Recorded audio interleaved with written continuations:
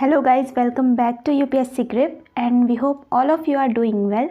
So we were learning about Hitler and the Nazism in which we are at the topic the destruction of democracy. Last lecture में हमने देखा था कि Hitler कैसे अपनी power में राइज में आता है, कैसे वो अपनी सत्ता जर्मनी में जमाता है, कैसे वो लोगों से अलग अलग तरह के प्रोमिसेस करता है। जर्मनी में वर्ल्ड वॉर 1 के बाद बहुत ही इकोनॉमिक और पॉलिटिकल क्राइसिस फैला हुआ था जिसका फ़ायदा हिटलर उठाता है और हिटलर अलग अलग तरह के प्रोमिसेस करके जर्मनी के लोगों का विश्वास जीतता है। नेक्स्ट हम देखेंगे कि हिटलर के सत्ता में आने के बाद कैसे जर्मनी में डेमोक्रेसी का पूरी तरह से विनाश हो चुका है। तो यहाँ पे हमें पढ़ना है the destruction of democracy. On 30 January 1933, President Hindenburg offered the chancellorship, the higher position in the cabinet of minister, to Hitler. तो यहाँ पे क्या होता है, फाइनली जो हिटलर इतने समय से कोशिश कर रहा था कि वो जर्मनी का डिक्टेटर बन जाए, तो उसकी शुरुआत यहाँ पे हो चुकी है। 30 जनवरी 1933 को क्या होता है, जर्मनी के जो प्रेसिडेंट होते हैं हिडेनबर्ग, इनका नाम याद रखना, जर्मनी के प्रेसिडेंट होते हैं हिडेनबर्ग, ये क्या करते हैं, ये हिटलर को जर्मनी की चांसलरशिप दे देते हैं। चांसलरशिप में मतलब होता है जैसे इंडिया में प्राइम मिनिस्टर होता है पीएम, वैसे ही जर्मनी में चांसलर होता है पीएम की जगह, ठीक है। तो चांसलर जो है ये कैबिनेट ऑफ मिनिस्टर्स में सबसे हाईएस्ट पोजीशन होती है, मतलब सब मंत्रियों में से सबसे हाईएस्ट मिनिस्टर जो होता है वहाँ पे जर्मनी में वो होता है चांसलर। तो प्रेसिडेंट हिडेनबर्ग क्या करते हैं, हिटलर को ये चांसलरशिप दे देते हैं कि आज से तुम जर्मनी के चांसलर हो। By now, Nazis had managed to rally the conservatives to their cause. अब नाजीज जो है अब तक कैसे अपने कॉज को फाइनली अंजाम देना है, मतलब कैसे हिटलर का शासन जर्मनी में स्थापित करना है, ये जान चुके थे। Having acquired power, Hitler set out to dismantle the structures of democratic rule. अब जैसे ही हिटलर जर्मनी का चांसलर बनता है तो हिटलर के पास पावर आ जाती है, और एक बार इंसान के पास पावर आ गई तो वो क्या नहीं कर सकता, है ना। तो हिटलर क्या करता है, जितने भी डेमोक्रेटिक रूल के स्ट्रक्चर्स होते हैं जर्मनी में, उन सब को धीरे धीरे ये तोड़ने की कोशिश करता है। अब वो हिटलर क्या चाहता है, हिटलर चाहता है कि जर्मनी में डेमोक्रेसी ना रहे। डेमोक्रेसी एक तरह, डेमोक्रेसी आपको पता होगा, डेमोक्रेसी में क्या होता है, बहुत सारे तरह के लोगों के राइट्स को प्रोटेक्ट किया जाता है, उनको उनकी ड्यूटीज़ उन्हें दी जाती हैं, साथ में पार्लियामेंट्री रूल होता है। लेकिन हिटलर क्या चाहता था, हिटलर चाहता था कि जर्मनी में डिक्टेटरशिप हो, वो भी हिटलर की, मतलब जर्मनी में मैं जो बोलूँ वही लोग फॉलो करें। तो जर्मनी में हिटलर ने क्या किया, धीरे धीरे करके जितने भी डेमोक्रेटिक स्ट्रक्चर्स थे उनको डिस्ट्रॉय करना शुरू कर दिया। और अचानक एक जर्मनी का जो पार्लियामेंट होता है, इसका नाम क्या था, जर्मनी के पार्लियामेंट को एक स्पेशल नेम है, ये हमने लास्ट लेक्चर में पढ़ा था, इसका नाम क्या था, रिक्सटैग, ठीक है। तो ये नाम भी आप लोग याद रखना। अचानक क्या होता है, जर्मनी के पार्लियामेंट में मतलब रिक्सटैग में एक मिस्टेरियस फायर ब्रोक आउट हो जाती है, मतलब अचानक से वहाँ आग लग जाती है, और हिटलर इस चीज़ का भी फ़ायदा उठाता है। जब पार्लियामेंट में आग लगती है तो वहाँ के सारे पेपर्स, वहाँ की सारी जो हिस्ट्री थी, सब कुछ जल के राख हो जाता है। उसके बाद हिटलर फायर डिक्री इशू करता है। डिक्री का मतलब होता है ऑर्डर। तो हिटलर एक ऑर्डर निकालता है, और ये ऑर्डर क्या होता है, इसमें क्या लिखा होता है, इसमें लिखा होता है कि जितने भी सिविक राइट्स दिए गए हैं जर्मनी के हर एक इंसान को, जितने भी सिविक राइट्स दिए गए हैं, सिविक राइट्स मतलब लोगों के राइट्स, जैसे कि उनको फ्रीडम ऑफ स्पीच है, वो कुछ भी बोल सकते थे, प्रेस है, कुछ भी वो मीडिया में प्रिंट कर सकते थे, कहीं भी वो जमा हो सकते थे, कहीं पे भी वो उनको कुछ चीज़ पसंद नहीं आई तो वो आंदोलन कर सकते थे, रैलीज निकाल सकते थे। जो भी वाइमर कॉन्स्टिट्यूशन ने जर्मनी के लोगों को राइट्स दिए थे, उन सबको हिटलर एक तरह से छीन लेता है, ठीक है। तो जर्मनी के पार्लियामेंट में जब आग लगती है, एक फायर कहीं से आ जाती है। अब ये मिस्टेरियस फायर थी, कैसे लगती है, क्यों लगती है, किसी को नहीं पता, बस आग लग जाती है। इसके बाद 28 फरवरी 1933 को हिटलर क्या करता है, एक डिक्री इशू करता है, मतलब एक ऑर्डर इशू करता है जर्मनी में कि आज से सारे सिविक राइट्स को सस्पेंड किया जाता है, मतलब आज से लोगों को कोई भी राइट नहीं दिया जाएगा। Then he turned on his arch enemies. अब ये एक चीज़ हिटलर ने यहाँ पे कर दी कि लोगों के राइट्स को सस्पेंड कर दिया, और हम देखते हैं कि डेमोक्रेसी की जहाँ पे बात आती है तो डेमोक्रेसी में सबसे ज़्यादा इम्पोर्टेंट कुछ है तो वो है राइट्स, कि लोगों को उनके राइट्स दिए जाते हैं। लेकिन हमारे इंडिया में जो डेमोक्रेसी है उसमें एक प्रोविज़न आता है इमरजेंसी का। इमरजेंसी में हम क्या करते हैं, इमरजेंसी में जो हमारे इंडिया के प्रेसिडेंट है वो लोगों के राइट्स कुछ दिनों के लिए या कुछ महीनों के लिए लोगों से छीन सकते हैं। क्यों?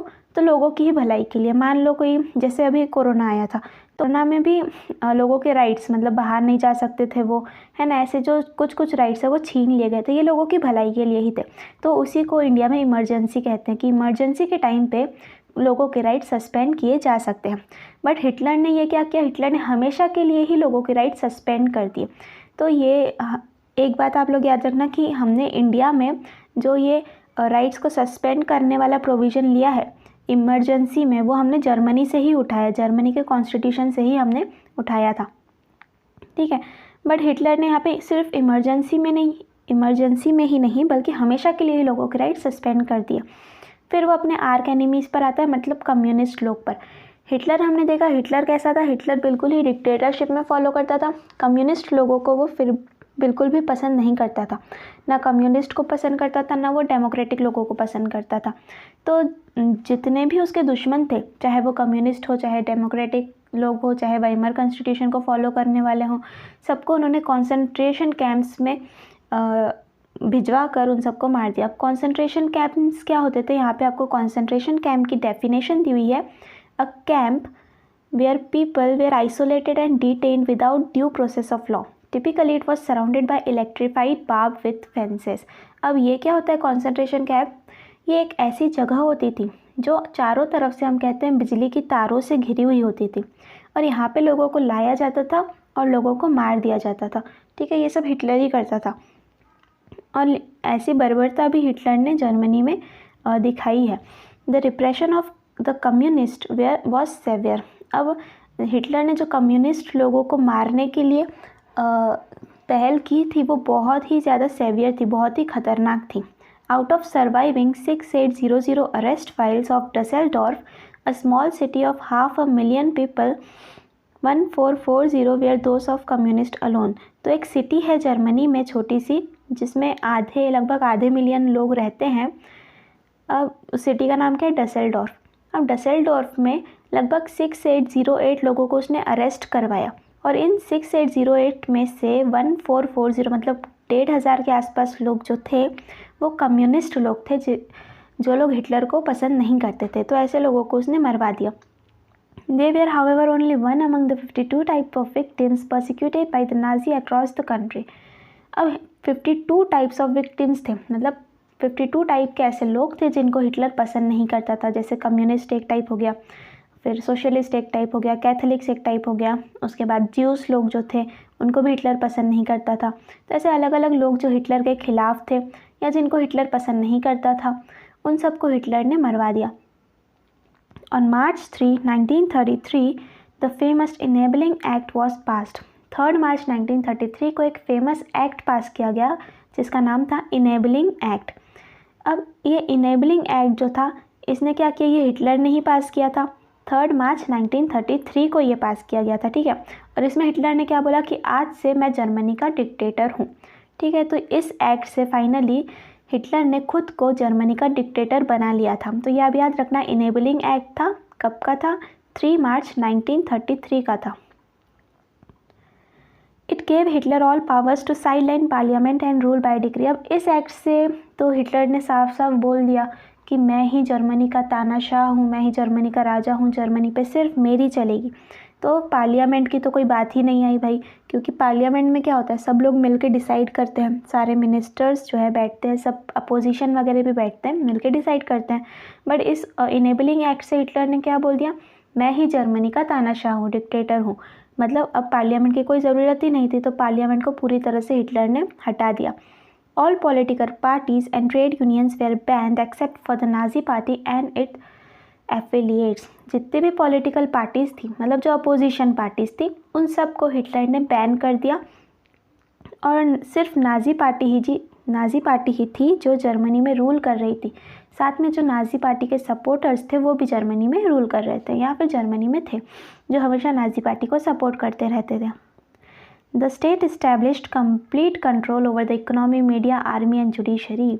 अब जैसे ही हिटलर 1933 में जर्मनी का तानाशाह बनता है तो सारी चीज़ों पे हिटलर अपना कब्जा कर लेता है, चाहे वो इकोनॉमी हो, ठीक है, फिर मीडिया हो। मीडिया में मजाल थी मीडिया के लोगों की कि हिटलर के खिलाफ कुछ वो पब्लिश करे। जैसे ही मीडिया का कोई पर्सन हिटलर के खिलाफ कुछ लिखता था या बोलता था, उसको तुरंत हिटलर क्या करता था, कंसंट्रेशन कैंप में भिजवा देता था और वहाँ पे उसको मार दिया जाता था। आर्मी में भी ऐसे ही लोग थे, क्योंकि आर्मी को भी हिटलर ने अपने कंट्रोल में ला लिया था, जुडिशरी को भी हिटलर ने अपने कंट्रोल में ला लिया था। तो हिटलर भाई कुछ भी करे, जुडिशरी ही हिटलर के कंट्रोल में है, ठीक है। मतलब जैसे हमारे यहाँ पे सुप्रीम कोर्ट है, वैसे जर्मनी का भी कुछ होगा तो वो भी हिटलर के कंट्रोल में आ गया है। अब हिटलर कुछ भी करे, हिटलर पे तो केस हो ही नहीं सकता, कोई हिटलर के खिलाफ खड़ा ही नहीं हो, पूरा का पूरा सिस्टम ही हिटलर के अंडर में आ चुका है। Special surveillance and security forces were created to control order in ways that the Nazis wanted। अब नाजी पार्टी ने या हिटलर ने क्या किया था, अपना एक स्पेशल सिक्योरिटी फोर्सेस बनाए थे, मतलब हम कह सकते हैं अपनी एक स्पेशल आर्मी बनाई थी, अपनी स्पेशल एक पुलिस का ग्रुप बनाया था, ठीक है। इसका नाम क्या था, इसका नाम था जेस्टपो। हिटलर का ये जेस्टपो हुआ करता था, मतलब खुद का सिक्योरिटी ग्रुप हुआ करता था, पुलिस फोर्स हुआ करता था। Apart from already existing regular police in green uniform. अब जर्मनी में ऑलरेडी एक पुलिस तो थी, जैसे हमारे यहाँ पे खाकी वर्दी में पुलिस होती है, वैसे ही वहाँ पे ग्रीन यूनिफॉर्म में पुलिस तो थी, लेकिन इसने अपने भी जेस्टपो बना दिया, मतलब अपनी भी कुछ पुलिस इसने इंट्रोड्यूस कराई, जैसे कि ऐसे का फुल फॉर्म है स्टॉर्म ट्रूपर्स, ठीक है। ये एक पुलिस के अंडर में आते थे।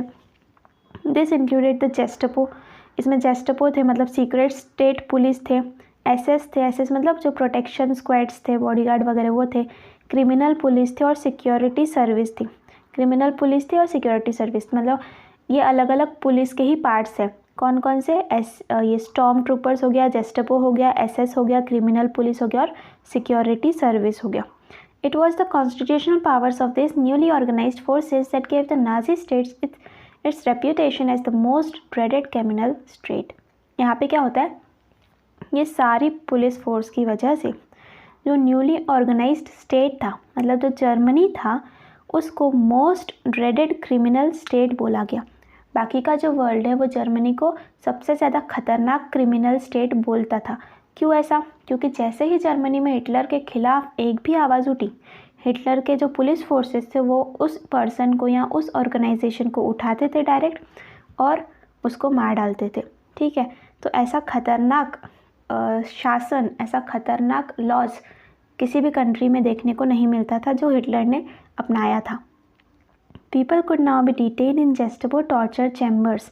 लोगों को जेस्टपो टॉर्चर चैम्बर्स में रखा जाता था और बिना किसी इजाज़त के, ठीक है। लॉ को ये एक तरह से क्या बोलते हैं, उनको ये परमिशन दी गई पुलिस फोर्सेस को कि किसको भी उठा सकते हैं वो लोग, ठीक है, किसको भी अरेस्ट कर सकते हैं। हमारे यहाँ पे जैसे इंडिया में पुलिस फोर्स किसको भी अरेस्ट नहीं कर सकती। अगर पुलिस फोर्स किसी पे पुलिस को डाउट है कि इसने ये क्राइम किया है या ये क्रिमिनल है, तो उसको भले ही वो 24 आवर्स के लिए कस्टडी में रखती है, लेकिन 24 आवर्स के अंदर उस इंसान को, जिसको भी अरेस्ट किया गया, उसको कोर्ट में पेश करना होता है, ठीक है। बट जर्मनी में ऐसा कुछ नहीं था, पुलिस उसको उठाती थी, उस इंसान को डायरेक्ट उसको लेके जाया जाता था, कहाँ पे, कंसंट्रेशन कैंप में, और फिर तो वो इंसान का राम नाम सत्य होना तय है। डिपोर्टेड एट विल, कभी भी उठा लिए थे वही, और arrested without any legal procedures, कोई भी लीगल प्रोसीजर के बिना ही किसी भी इंसान को ये लोग अरेस्ट कर सकते थे। Police forces acquired powers to rule with impunity. अब ये पुलिस फोर्सेस के पास पावर्स आ गई थी कि वो कैसे भी रूल कर सकते हैं, अपनी इच्छा से किसको भी पकड़ सकते हैं। तो ये था डिस्ट्रक्शन ऑफ डेमोक्रेसी। मतलब हम देख रहे हैं कि हिटलर जैसे ही पावर में आता है, कैसे हिटलर पावर में आया, सबसे पहले तो प्रेसिडेंट हिंडेनबर्ग ने इसको चांसलर बना दिया हिटलर को 30 जनवरी 1933 को। उसके बाद हिटलर खुद ही क्या करता है, एक इनेबलिंग एक्ट 1933 में 3 मार्च को लगभग इससे जनवरी में ये चांसलर बनता है और मार्च में 1933 में ये क्या करता है, एक इनेबलिंग एक्ट पास करता है जिसमें ये खुद को डिक्टेटर घोषित कर देता है जर्मनी का। उसके बाद तो जर्मनी की जितनी भी डेमोक्रेसी थी, चाहे जुडिशरी हो, चाहे मीडिया हो, चाहे इकोनॉमी हो, आर्मी हो, सबके सब हिटलर के अंडर में आ जाते हैं, हिटलर के लिए वर्क करना शुरू कर देते हैं। सब पे हिटलर अपना कब्जा जमा लेता है और जर्मनी की डेमोक्रेसी इस तरह से पूरी तरह से डिस्ट्रॉय हो जाती है।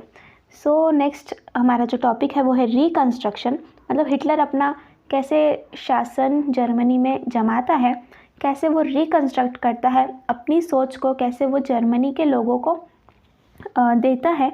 हम देखते हैं कि हिटलर जो है इसने बहुत सालों तक रूल किया, ठीक है, बट जर्मनी के लोग भी हिटलर को सपोर्ट करते थे। अब हम आगे देखेंगे कि ऐसा क्यों हो रहा है। देखो, हिटलर ने इतने सारे बुरे काम किए, फिर भी जर्मनी के लोग हिटलर को, बहुत कम लोग थे जो हिटलर का विरोध करते थे और बहुत से ऐसे लोग थे जो हिटलर को सपोर्ट कर रहे थे। क्यों ऐसा था, जर्मनी के लोग हिटलर को क्यों सपोर्ट कर रहे थे, ये सब हम देखेंगे रिकंस्ट्रक्शन में, ठीक है। So if you like the video, please like and please share this videos so that we will be encouraged to make more videos for you. Thank you, and we'll meet in next video soon.